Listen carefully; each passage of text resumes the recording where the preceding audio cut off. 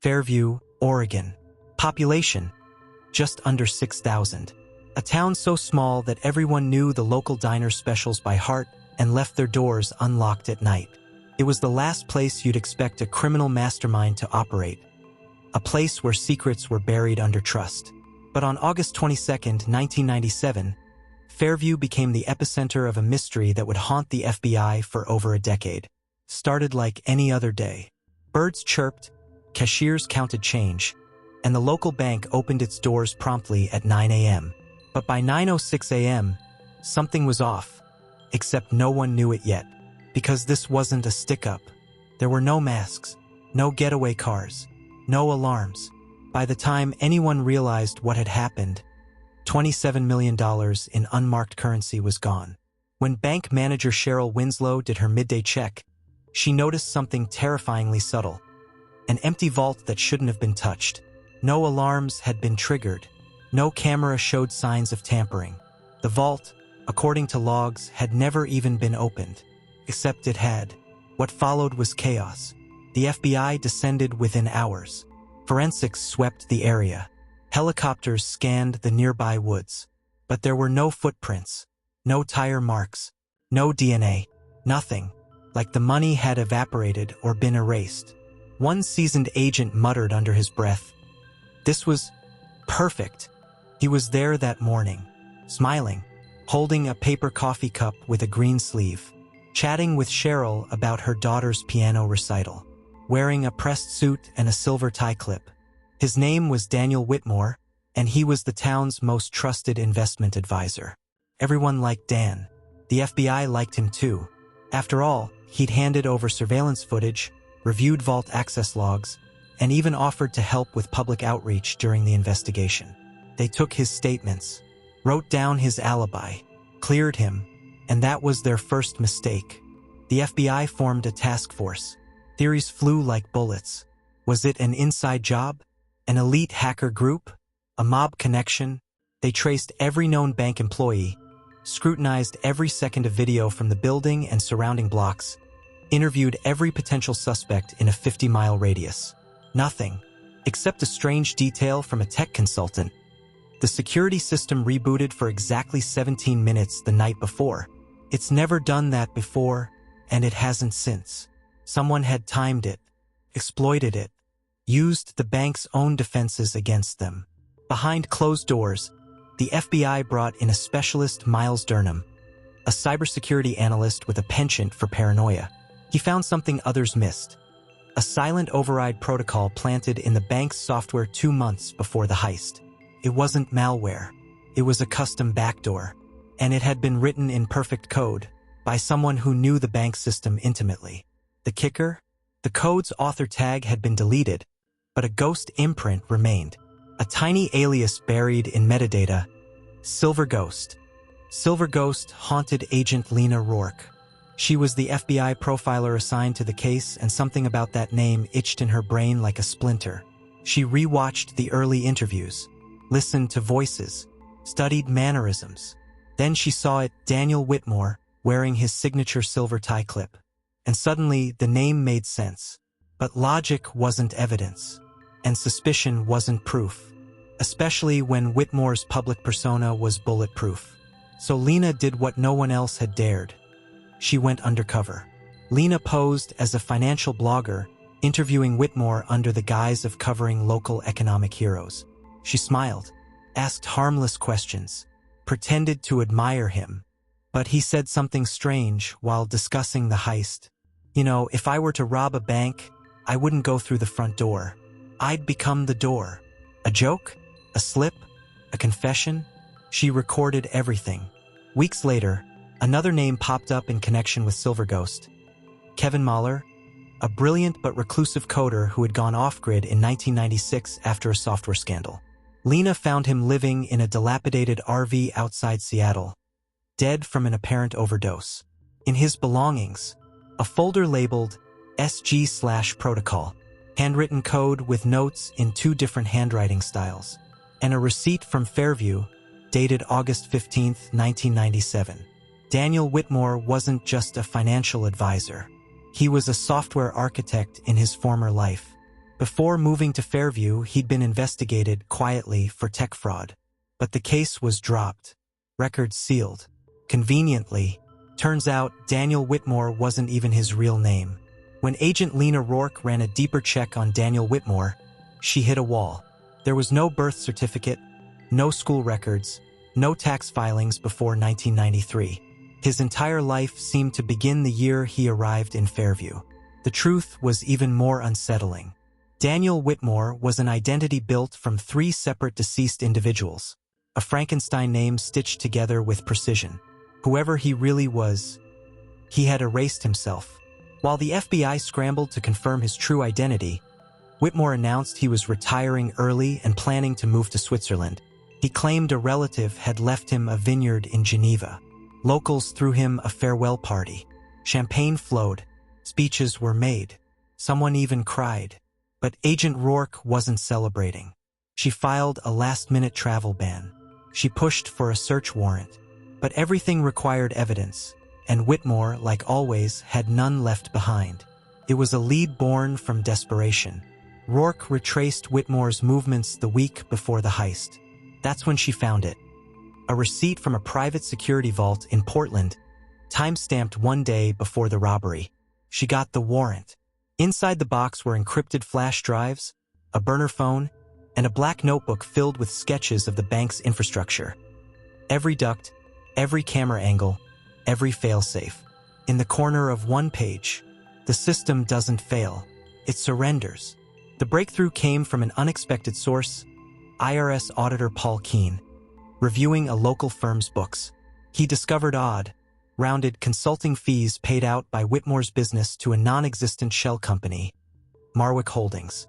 That shell led to an offshore account in Belize, and from there, another account in a private bank in Liechtenstein.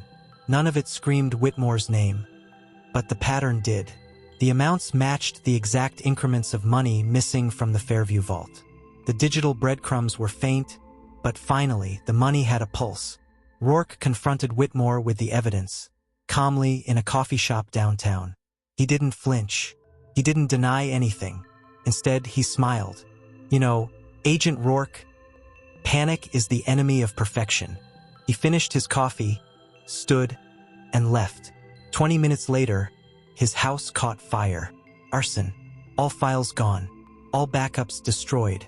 The message was clear. He knew he was being followed. By the time authorities arrived at Whitmore's property, he was already gone. His SUV was found abandoned near the Columbia River Gorge, keys still in the ignition. Search teams combed the woods for weeks. Drones, dogs, boats, nothing. The media called it the ghost vanishing. But Rourke didn't believe he was dead. She believed he was already watching from somewhere else, smiling behind glass. Enter Sarah Millen, Whitmore's ex-girlfriend from 15 years ago, a former college professor with a sharp mind and a sharper memory. She told Rourke about Whitmore's obsession with strategy, chess, blueprints, surveillance. He once said, "If you ever want to disappear, make them look for someone who never existed." Sarah also handed over an old, worn-out notebook she'd kept from their time together. In it, he'd sketched something cryptic, a series of branching routes, marked D1 through D9. They weren't escape plans. They were decoys. Rourke traced one of the notebook's decoy paths. It led to Cyprus, where a local property developer had a penthouse that had been paid for in cash by a man using a passport under the name David Wellings. Rourke got her hands on the passport photo. Same eyes, same smile. Whitmore had simply become someone else. Again, Interpol was alerted. The chase became global. Weeks later, the FBI cyber team intercepted a bounce-back email connected to an old alias from the heist, silverghost1997@protonmail.com. It had been dormant for over 20 years. The email? A single sentence to an unknown recipient. Tell Sarah the vineyard was real. But I lied about the wine. Rourke knew what it meant. He was taunting her. The vineyard wasn't a metaphor. It was a clue. Sarah and Rourke flew to Switzerland. The vineyard was real, picturesque, untouched, and rented 6 months prior by someone matching Whitmore's description. They arrived at the property. The groundskeeper claimed the man had left just days ago. Inside the rented cottage, Rourke found a chessboard mid-game, a glass of untouched wine, and a note. "To find me, you must stop playing by the rules." Rourke returned to the U.S. empty-handed, but not defeated. The chessboard haunted her. She took a photo and sent it to a friend who was a chess master. His response chilled her. "That's not a game. It's a map." Each piece's position mirrored coordinates across Europe and South America. Points where money had been withdrawn, properties rented, and aliases used. Whitmore wasn't hiding. He was daring them to follow. Back in Washington, Agent Rourke examined the chessboard photo like it was scripture. Each piece's position was mapped against satellite coordinates, and she realized Whitmore had embedded a timeline into the board. Each move marked not just a location, but a date. He was planning something, or maybe he was already doing it. And the final square? Queen's Rook 1, Buenos Aires. August 22, 2024. Exactly 27 years after the Fairview heist. The FBI tipped off Interpol, and a task force was quietly activated across Argentina. They scoured surveillance footage, searched local banks, tracked flights. Then a lead broke open. A man calling himself Nicholas Varel had withdrawn nearly $300,000 in U.S. currency. Cash traced back to a batch from the original Fairview vault. And the kicker? He wore a silver tie clip. Rourke landed in Buenos Aires and immediately secured access to the hotel where Varel had been staying. The room was spotless, almost surgically clean. But behind a vent grate, tucked into the dark, was a single item, an old, worn photograph of the Fairview Bank, burnt at the edges, with a message on the back. "The beginning is always the end."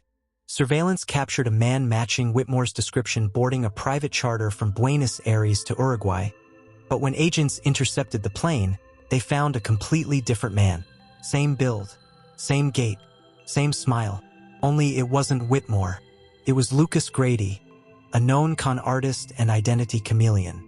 Turns out, Whitmore had paid him $1 million to act as a decoy and sent him straight into the FBI's hands.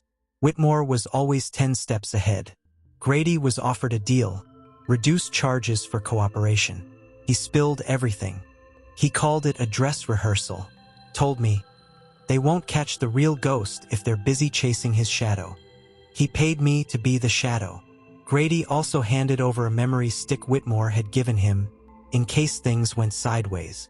It contained schematics for 3 more heists, none of which had happened. Yet, inside the memory stick, there was also a hidden folder named SG Testament, password protected, buried under layers of encryption. It took FBI cyber analysts 2 weeks to crack. What they found stunned them. Detailed notes on how Whitmore had manipulated the FBI's investigation from day one, profiles of the agents involved, psychological weaknesses, timelines, distraction techniques, and worst of all, plans for a second, bigger heist, set for exactly 30 years after Fairview. Interpol agents in Lisbon reported a tip from a confidential informant.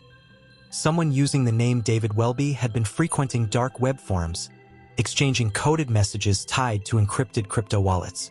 Rourke dug into the forum logs and found something chilling. A live countdown. No context. No explanation.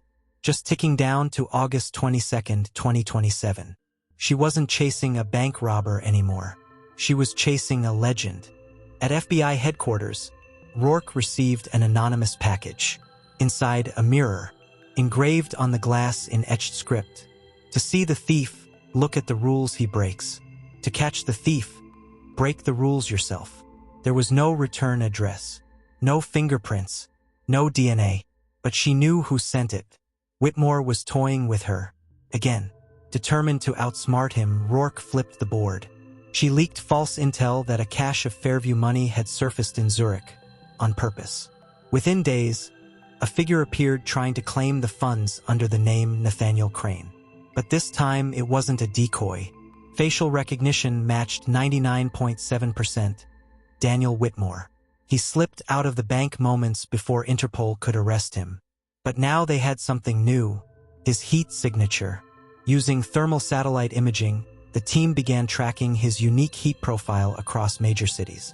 They followed the data trail Zurich, Milan, Prague, and then silence. Until one night in late October, a drone flying over the Black Forest picked up movement, too slow to be wildlife, too deliberate to be lost. Thermal scan confirmed. It was him. The ghost finally had a face again. Agents descended on the location. The thermal signal was live. They closed in with tactical precision.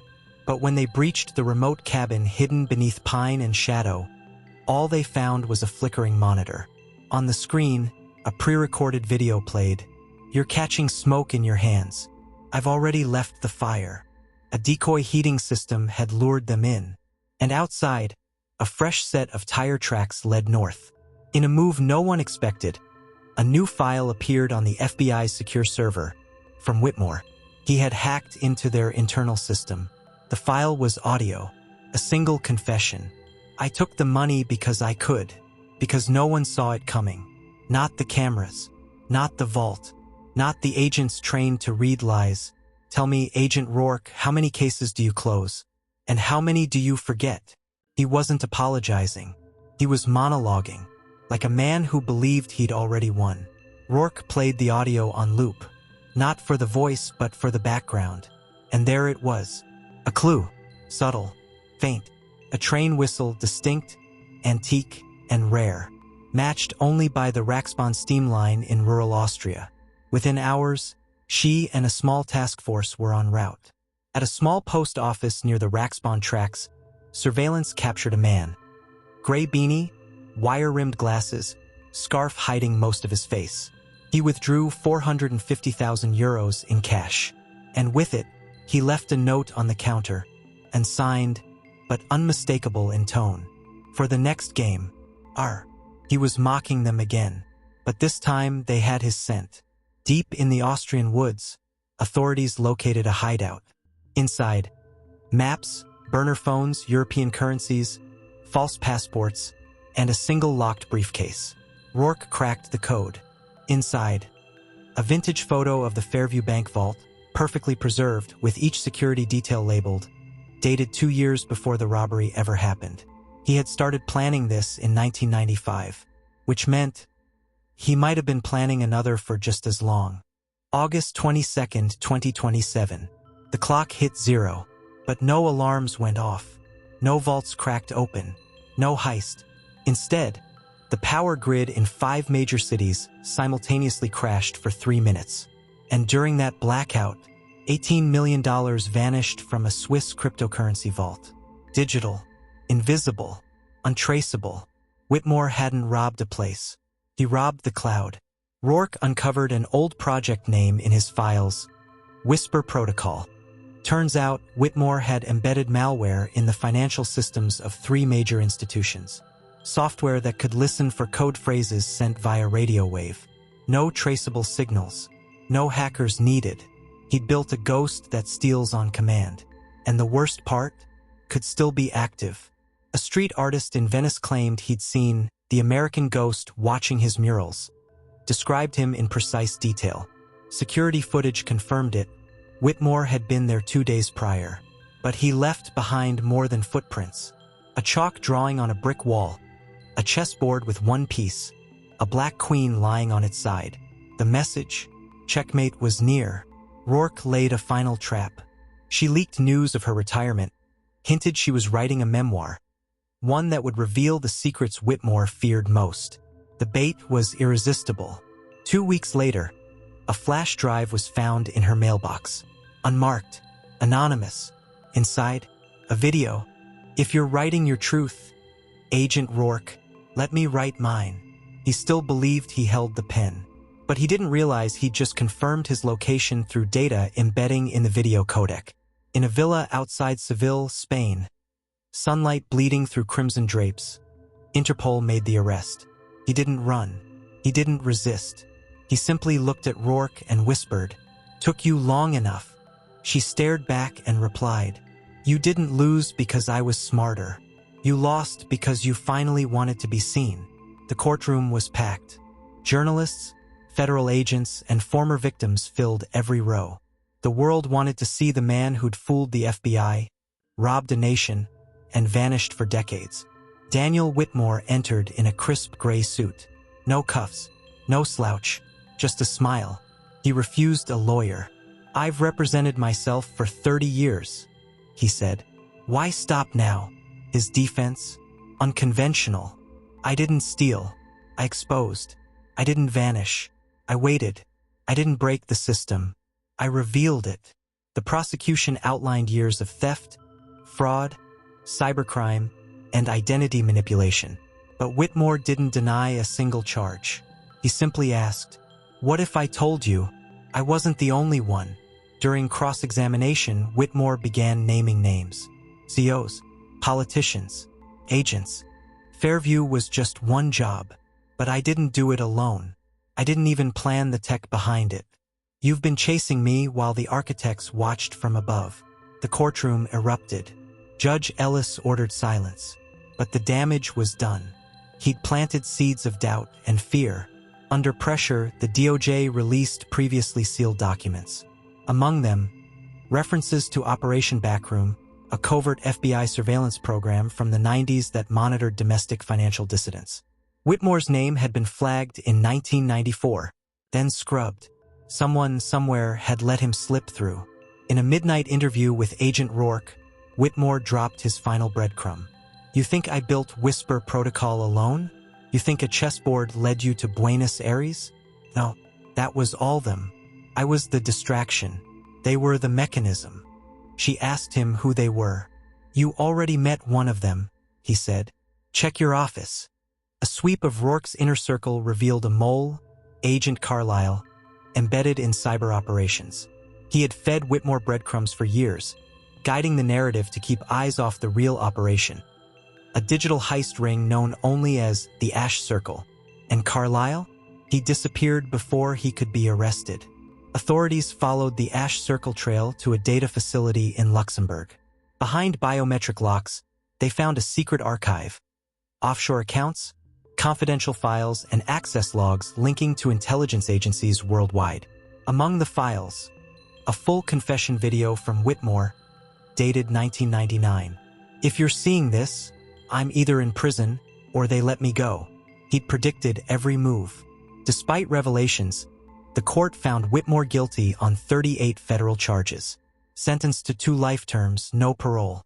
When asked if he had any final words before sentencing, he looked directly at the cameras and said, "You've judged a thief, but what if I just showed you your own reflection?" And with that, he was led away. 2 weeks later, a final deposit hit Rourke's account. Exactly $11.27. The amount was insignificant until she realized it matched the timestamp of her last conversation with Whitmore. It wasn't money. It was a message, a reminder that the game never truly ends. Daniel Whitmore became legend. Some saw him as a criminal mastermind, others a whistleblower, a myth, a ghost. Books were written, documentaries aired, college courses dissected his every move. But one thing remained clear: he didn't just rob a bank. He robbed the illusion of control. And even from a prison cell, his story wasn't finished. Inside Whitmore's prison cell, agents discovered a coded notebook tucked behind a loose brick. It detailed every move during his missing years. The crypto heist, the Ash Circle, and chillingly, the deaths of 2 former associates ruled as suicides. But Rourke had them re-examined. They weren't suicides. They were loose ends. A journalist investigating Whitmore's early life uncovered something stunning. A sealed birth record. Daniel Whitmore had a daughter, born in 1993, given up for adoption. Her name, Leona Grace Whitmore, and she'd recently applied for a job at the Federal Reserve. Coincidence? Or inheritance? Rourke met her. Smart, calm, soft-spoken. But beneath the surface was a fire. "I didn't ask to be part of his legacy," Leona said. "But I won't run from it either." She handed Rourke a flash drive. "He sent this to me the day he was arrested. I haven't watched it. I thought, maybe you should." On the drive, a single video. Whitmore, older, worn, but clear-eyed. "If you're watching this, Leona, They found me. I want you to know I never stopped watching over you. And I never stopped preparing for this. He described a failsafe, a digital trigger buried in the Ash Circle code, one that could destroy its infrastructure if activated by his bloodline. You're my final move. Rourke presented the failsafe to federal authorities. It would erase Ash Circle's assets, expose its remaining operatives, and disrupt global black markets. But activating it meant weaponizing code through a civilian, Leona. Could they justify it? Could she? Before a decision could be made, Leona was attacked. A car bomb detonated outside her apartment. She survived by seconds. Message received. Ash Circle was still watching and desperate to stay in the shadows. That night, Leona called Rourke. Let's burn it down. Leona entered the command string. One keystroke and the failsafe activated. In under 72 hours, 41 shell companies collapsed. 3 cybercriminals were arrested in Zurich. $213 million in illegal crypto was seized. And Ash Circle? Gone. Their digital empire turned to ash. Back at Blackwell Penitentiary, Whitmore's name surfaced again, this time in connection with a prison riot. But he wasn't hurt. He was missing. The camera feed showed nothing. Cell door never opened. No breach alarms. Just an empty cell and a note left on his bunk. I told you. Smoke and fire. A week later, a man matching his description was seen boarding a cargo ship in Tangier. 2 days after that, a different sighting, Buenos Aires, then Rome. But none were confirmed. Whitmore's face became a ghost story, a rumor, and slowly the world moved on. Rourke retired 6 months later. Leona took a role with the Financial Crimes Task Force. Her first operation dismantled a laundering network Whitmore once used. But the real justice wasn't in the arrests. It was in the legacy of resistance, of using what he built to end what he created. Whitmore didn't win, because in the end, the system he escaped was rebuilt without him. And for the first time in decades, his silence meant defeat. Stay tuned for more chilling cases on Cold Case Chronicles, where the truth is always darker than fiction. If you haven't already, make sure you're subscribed to Cold Case Chronicles. We dive deeper into the most chilling, unsolved mysteries, and together, we uncover what was left behind. Like, share, and leave a comment below. We want to hear your thoughts. Stay vigilant. Stay curious. The truth never rests.